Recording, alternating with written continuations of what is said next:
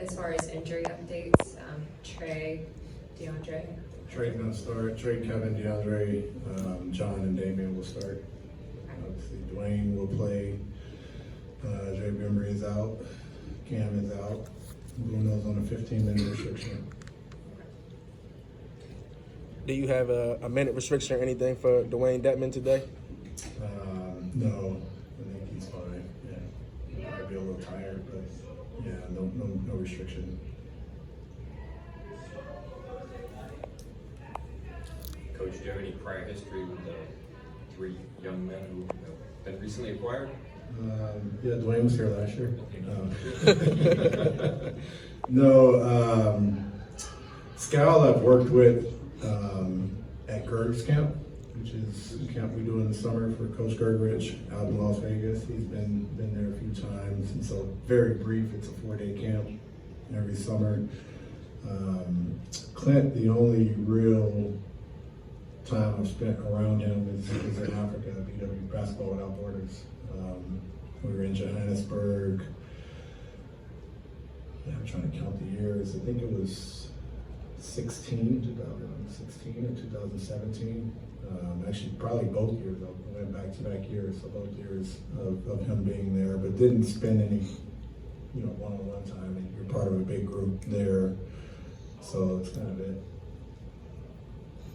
Are you kind of anxious or excited to get the new guys on the floor, or are you taking things slow as well? I have to take things. Both of Skal and Clint are dealing with injuries right now, and so I'm pretty sure Clint will be sooner than Skal, but not much I can do about that. I'm excited to have Dewayne on the court tonight. I think the guys are excited to have Dewayne back. We scripted and went through a lot of plays. Today, he's watched a lot of film in Boston and here, and what you miss and what you see and what you have, and knowing Dewayne, we brought back a play we ran last year, and all I had to do was say it, and he still do it. And some of the other guys didn't know it, which is pretty comical. I'm asking Brandon Goodwin to instruct Dewayne where to go, and Dewayne ended up telling Brandon where to go. So. You feel that. You feel those things, and those are the things that you can't really measure or talk about or explain, but that's what experience brings. And, I said it when we lost Dewayne and when we had Dewayne. Dewayne was important for me as a coach last year, not only as a stretch five, but you just have different options that you can use. But more importantly, he understands those options, and he understands how to incorporate that and instruct and communicate that to other guys, and that's what we were excited to have back. Is it? Sorry, so you sort of just touched on that answer, but how do you expect Dewayne to fit in? What role do you expect him to play, especially as it pertains to John and his fit with him? It's the same. Dewayne was versatile. There were a lot of plays in the pick and roll where we could space him, and there were a lot of plays in the pick and roll where we could have him be a rolling big. He doesn't bring the athleticism that John has, but he does have the intelligence to find the angles and the spots. But more importantly, as he instructed Brandon in a play, to use that same voice. Dewayne is loud. I'm sure he had some jokes and some comments in his press conference, but we need that. We encourage that, and I'm excited to have the personality. He always messed with me on the court. You're trying to call him into a blitz, and he's yelling something else just because. But he's as he explains it, he just likes to have fun when he's playing. But I like that personality, and to have that personality on the court. He's been inconsistent with his minutes out in Sacramento, so who knows where he is physically, and trying to get his rhythm back. I'm not too worried about that. I think he's a vet. He's been around a while. He'll play his way into conditioning and finding where he can find his spots and be effective. Is it nice to know that the team is investing long term with some of the guys that they were active during the trade deadline to make you even better potentially down the road? Yeah, I've never doubted that. Travis has been extremely diligent in terms of making decisions that he thinks will help us. And, sometimes, the initial decision is not the one that you need to pay attention to. It's how you build your roster, and you have to go through, asset collecting and movement to get to where you're ultimately trying to get. I've been through this in Philly, so I may be speaking. We drafted high. I was in the lottery every year. there's only 2 of those guys that are still standing, and you use some of those assets to acquire other things. And not every move is towards the end. Sometimes you have to think about, where you're headed and what you need now, and sometimes it's long term. Clint brings 3 or 4 more years on his contract, so there's a long-term benefit to what he brings us, and that's why he's important. It's a positional need in addition to a long-term need. We understand what our young core has, and some of that short-term stuff, in a sense, is why Dewayne's important. We need a voice now, and we had that voice, and we love having him back. And so it's all. I've always trusted what Travis has done. I've always trusted the decisions he's made. I've never looked at a decision and said, well, that's not going to help us long term. They're all going to help us long term because there's so much that goes into it. There's a question asked a couple of days ago of, are you satisfied with the decision at the trade deadline? Are we satisfied when we win a championship? And everything up to that point is about us continuing to grow this organization on the court and off the court. And that's really, truly how I feel.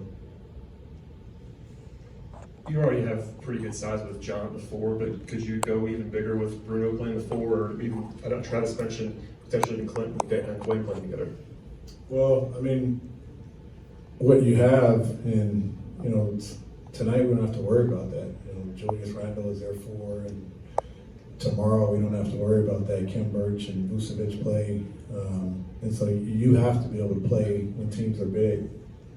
When we go play Brooklyn or we play a team like that, you have to be versatile enough to play small. And so we'll continue to do it appropriately, and we'll find ways, can you play small? We played Dallas a couple nights ago, and we played some other teams that are really small. You can play Jeff and Trey and Brandon and some of those guys together.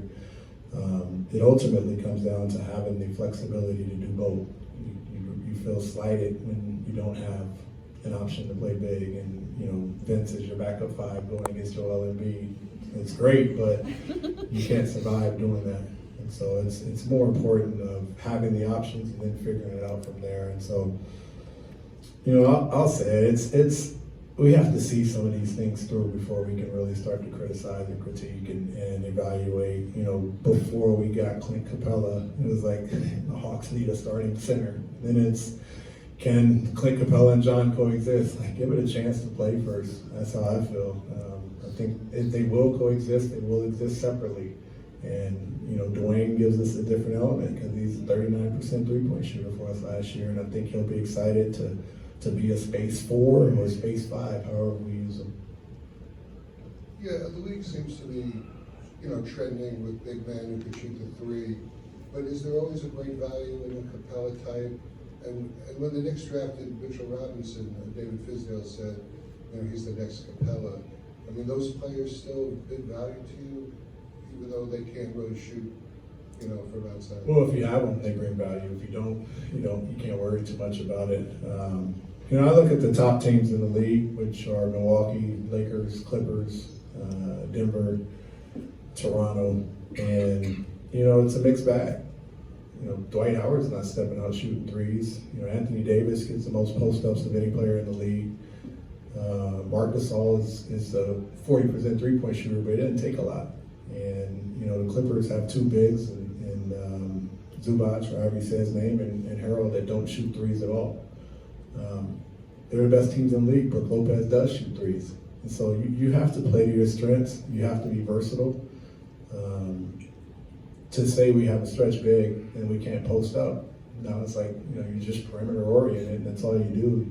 I think every team tries to have as much versatility as they can, whether it's a creating point guard.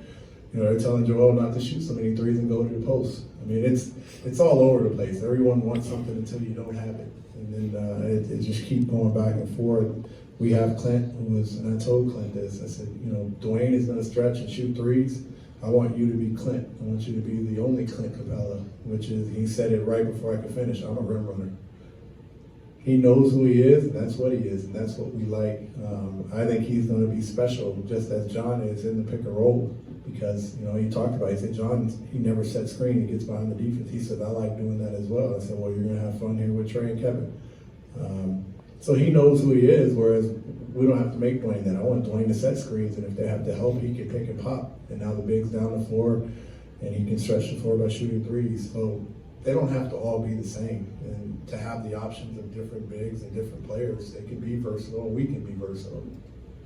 Coach, you mentioned being excited about the new additions and what they bring both on and off the court. What specifically off the court do you want to see from them as they develop this? Well, you know, instantly, again, we lived this in Philly. You know, we had Turkey, 2 guys from Turkey, 1 guy from Australia, 2 guys from Australia, and Timothy Capela from France, and Ben from Australia, Joel from Cameroon. It's just a versatile locker room.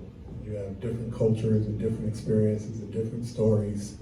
I was reading up on Clint's story of, you know, growing up mainly in Switzerland. We talked about where he's from, and I spent some time in Germany, and I was an hour from Zurich, and he's from Geneva, and his family comes over, and you have Skal, who's from Haiti, in addition to Bruno, who's from Angola. And so every story becomes different when you're on the road. And the guys, you know, we talk about character a lot. You learn more about each other, and you learn, you know, different things about more than just basketball. And so to have that in the locker room all the time and have conversations that are more than just basketball is extremely important.